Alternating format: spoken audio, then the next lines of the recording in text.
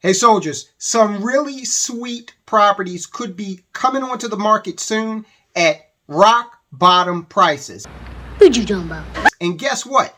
You don't even have to worry about the moral implications of having someone evicted, because these properties are not primary residences. These properties belong to people who rent them out short term. You know what I'm talking about. Airbnb, Vrbo, services like that.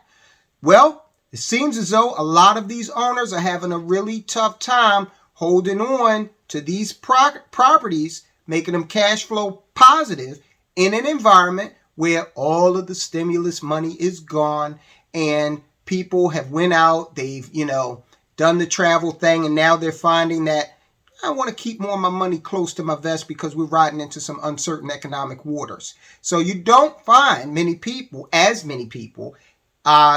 taking advantage of these short-term leases for these vacation properties, per se, from Vrbo and services like Airbnb.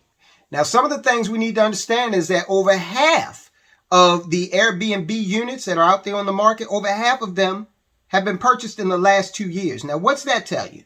It tells you that there was some enthusiasm generated by having a ton of money out on the street. Thank you, United States government, for flooding the zone with money, and it gave people opportunities. You had stimulus, PPP, EIDL. You had all kinds of money out there, and some of this money apparently flowed into short-term rentals through services like Airbnb and Vrbo. And if you recall, some people, if they were well-heeled enough, like a lot of people in the financial industry in New York, they fled to outlying areas that had fewer people or smaller populations so that they could get away from the uncertainty of the virus. All right. And in a lot of those situations, they did short-term rentals with these service providers. All that's gone now. Okay. Things are coming back to some semblance of normality. So when you have half of all Airbnb units being purchased within the last 2 years, you understand where that money came from, what the impetus behind that was. And also, if they were purchased in the last 2 years, that means they were also purchased at the top of the market. All right, so if they were purchased at the top of the market right now, we're realizing negative cash flows on these properties because people are paying, mortgages commensurate with the market tops, okay? And if they're not getting those short-term renters in there, then a lot of cash is coming out of their pocket to cover that nut, and there's none coming in. Okay, so that's something that is untenable. Stop it. Nope, can't afford it. They're not going to be able to satisfy the mortgage demand on that for long. How long are you going to be willing to pump money into a property that is not producing? You're going to try to sell that. And if you've got 1 million of these properties out there potentially, you try to sell that in a market where people are just trying to do organic sales, okay, run-of-the-mill sales of houses they own, then you're going to run into a situation where you're going to have to lower that price in order to get people to take you seriously and possibly give you an offer. Now, this does create an opportunity, okay? And again, back during the 2008 timeframe, a lot of people lost their primary residence. And of course, that's unfortunate. In this environment, though, with this particular iteration of the coming real estate shift, a lot of people are losing these Airbnb properties, but hey, they'll keep it moving. They'll just say, I lost that property. I had to sell it at rock bottom prices. Maybe I had to come to the table with some money, but I'm still in my house. My family is still in here with me. We're good. Okay, we just lost an investment property. So that relieves potential investors of any moral consternation that they may have about taking advantage of the situation. And as we always say, real estate's a hyperlocal market, so wherever you go, you're going to find fluctuations in price. Now, if you are looking at a former Airbnb in Los Angeles, it's probably still going to be fairly expensive when you look at it from a national level. But when you look at it from a local level, a hyper-local level in that market, you could be looking at a steep discount, okay? So it's all relative at the end of the day.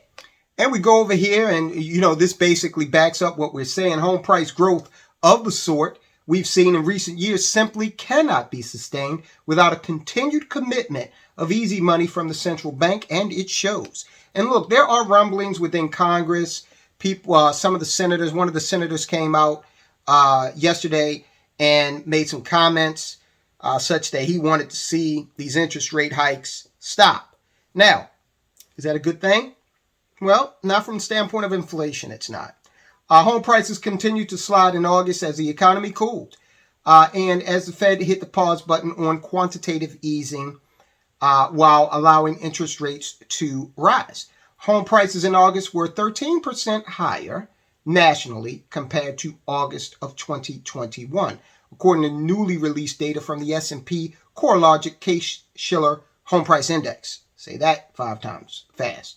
That's actually down from a 15.6% annual gain in the previous month. So month over month, nationally, home prices have fallen almost 16%. Again, the housing market is not national.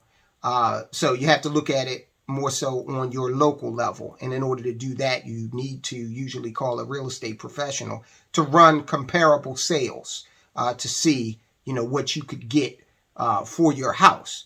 And then the variables like updates, repairs, and stuff like that come into play as well. This is a big shift downward. And as CNBC reported Tuesday, the 2.6% difference in those monthly comparisons is the largest in the history of the index, which was launched in 1987, meaning price gains are decelerating at a record pace, okay?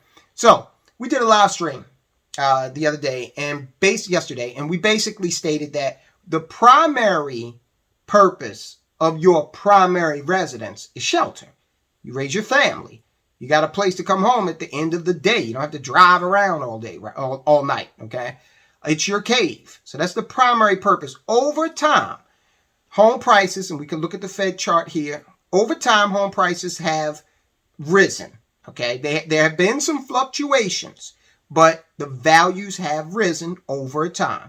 Part of the reason for that is because there are more and more people in the country and land is finite, okay? So anytime there's more demand and the supply basically remains somewhat static, okay, you're going to get an appreciation in value.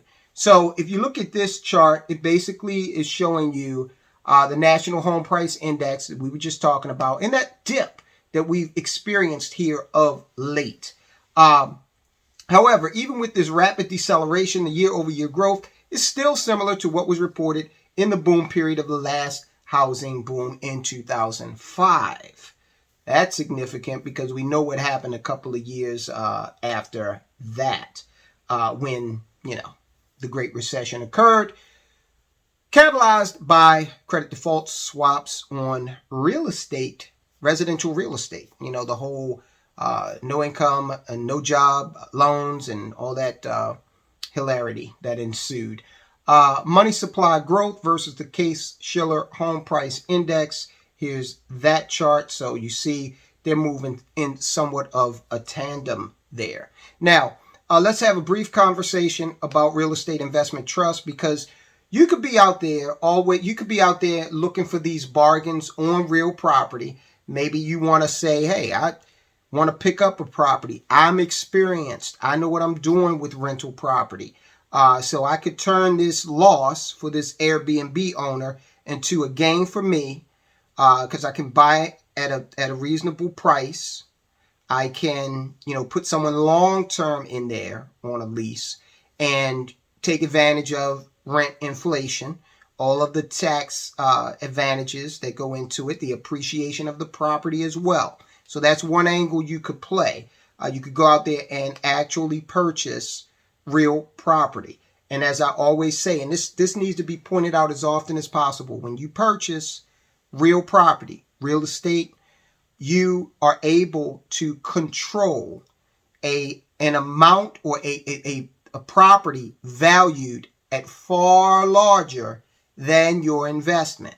Now, in most cases, if I want to buy a share of whatever stock, ABC company, and it's selling for $100 per share, and I want 2 shares, well, I've got to come up with $200 to purchase that under most, normal circumstances. I'm not talking about derivatives. I'm not talking about margin lending or margin trading or anything like that. All right. But if I want to control 2 shares of that company, if I want to have ownership of 2 shares of that company, $100 a share, I got to come out of my pocket with $200. If, on the other hand, I want to take a look at real estate, in most cases, if you want to control $200,000 worth of real estate, then you'll have to come up with a fraction of that in order to enjoy all the benefits of that property, okay, that I just mentioned. Taxes, appreciation, depreciation, the whole 9 yards. Income from the rents. Okay, so then there's REITs, okay, because a lot of people may not have the money now to invest directly in the real estate property. Now, the REIT, the Real Estate Investment Trust, is a much more, the barrier to entry is much lower. There are no credit checks involved. You can just go out there on the stock market and purchase it, okay? There are many different types of residential, all types of REITs, but residential REITs, let's focus on them because we're talking about, residential property. So if someone wants to enjoy some of the return from a rental situation, but right now they don't have the money to go whole hog and, actually purchase that property, the REIT may be just what you're looking for. Some of the advantages of investing in REITs, residential REITs, they're a lot less exciting, of course, than, saying I own this property or saying, I own 100 shares of Google or whatever. But REITs are typically stable, durable investments. They tend to prove their worth over time with the gradual appreciation of real estate that we typically see. Okay, real estate investing through residential REITs is great for anyone looking for something very dependable as a standalone investment or even to balance more risky investments. There are several good reasons to choose residential REITs. Now, you have to do your own due diligence. Make sure that you might have investments in your portfolio that perform kind of, that's slow and steady like a REIT does. And you may not need that duplicated. Okay, so you got to do your due diligence. Residential REITs, they do tend to be recession proof to an extent. And that's because, people need a place to live. Okay, so even if they're getting some sort of subsidy from the government, most people in the United States and, in the Western world, most people live in a structure of which they pay for in some way, shape, or form, whether it be a mortgage, whether it be market-based rent, rent control, subsidized rent on some government program. Okay, so money's flowing to some landlord somewhere or to some holder of a mortgage. And in terms of demand, we could see that increasing as interest rates rise and people say, I'm going to back off of looking at buying a home right now. We've talked about that and why that may not be such a good idea, but the reality is many people may make that choice. So from the standpoint of a REIT, that would, be advantageous because it would push the demand up. Now, that's the good. There's always some other factor you have to worry about. You got to do your due diligence, figure out whether this REIT is leveraged properly, okay? If it's over leveraged, that's going to be a problem, especially if you're looking at holding it long term. Okay, as we said, real estate's a national market, so if the REIT has properties concentrated in one particular area that has an oversupply of rental property, of course, that's going to affect the bottom line. It's going to affect the performance of that REIT. And at the end of the day, these rising interest rates are also going to affect the performance of the REIT because if they want to acquire new property, money's more expensive.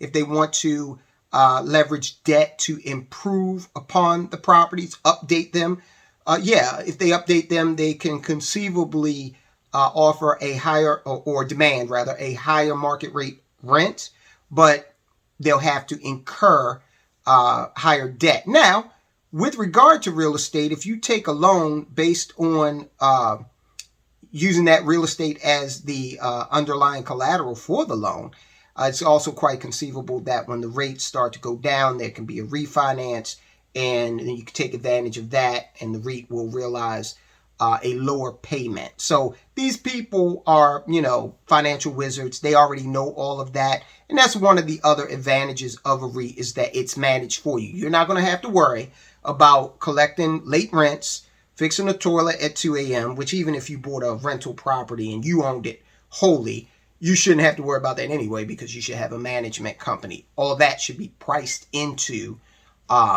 your profit and loss and your projections. Okay, because I don't know anything about plumbing, right? I can't help you. So just a 30,000 foot view of what's going on out there. This may be a prime opportunity, this Airbnb situation, this Verbo situation, with people just not being able to support it anymore. Okay, so there may be some bargains out there for you. You got to look, get with a real estate professional in your area, or you can do your own due diligence, but real estate professional might work out a little better, because they have tools that, me and you, well, I do, because I'm married to a realtor, but the average individual may not have. Okay, and if you are in the Delmarva area and you want to speak with someone who is a professional, 20 years of experience in real estate, well, we got you covered. So all you got to do there is hit us up at info@mcenow.com, and we can help you out. All right, speaking of ownership, guys, check this video out. Own or perish. Okay, now we've got Kanye West. He's been in the news. I'm not getting into whether you agree with or disagree with what he has to say, but what we are looking at is the implications on it, the ramifications rather, on his financial situation, on anyone's financial situation if they're canceled. If you're canceled, okay? So watch this video, because we're starting a discussion on building parallel economies so that you can minimize your exposure to cancel culture. Guys, I'll talk to you soon.